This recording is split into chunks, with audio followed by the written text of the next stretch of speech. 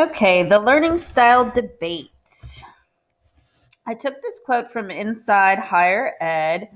The idea that some students are auditory learners while others flourish by having information presented visually through motion or otherwise is nearly a century old. It grew in popularity in the 1950s, then again in the 1970s, but for much of the past decade, scientists have warned that it has little merit. That is pretty much what I believe.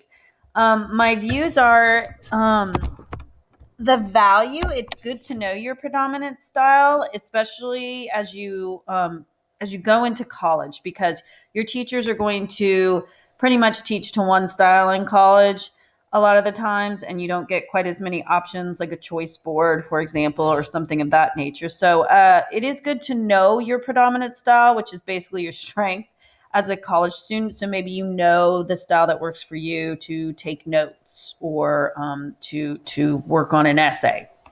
However, I do think that a teacher should teach to all styles. It can be harmful to learners because if you're just teaching to the visual or the auditory, or if you're saying, hey, this student is better, is a visual learner, a kinesthetic learner, so that's how I'm going to teach them. Because technically, we are all the styles in one.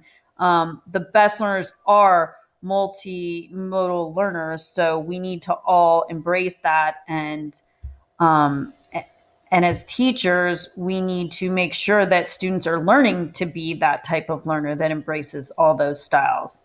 Most students do believe in learning styles.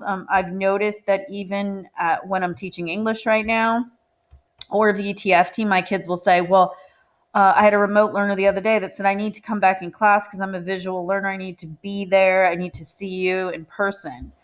So they actually had almost a challenge to learning because they thought they were a visual learner and only a visual learner. As a teacher, content should drive choice, of course. And I think learning styles are preferences. They're just pretty much strengths and weaknesses. Sure, I prefer to learn kinesthetically. That triggers my memory more, but it doesn't mean that is my only learning style. And tailoring as a teacher, tailoring to strengths could be counterproductive. And that, just like I said, the visual learner can think, oh, I'm only a visual learner. So D2L supporting diverse learners.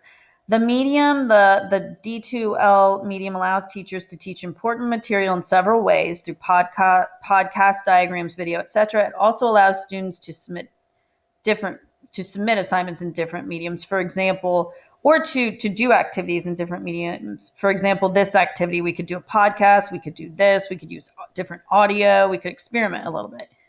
Know your students' skills, interests, strengths, and weaknesses in order to create an online community that works for all students with D2L. And D2L provides a different avenue to acquiring content, which is refreshing for a lot of students. A lot of students do better digitally, virtually, and offers small. D2L allows you to offer small group breakout rooms, optimal lightings for video, virtual conferencing, virtual office hours, things of that nature. So it can certainly work. As for learning styles, I do not.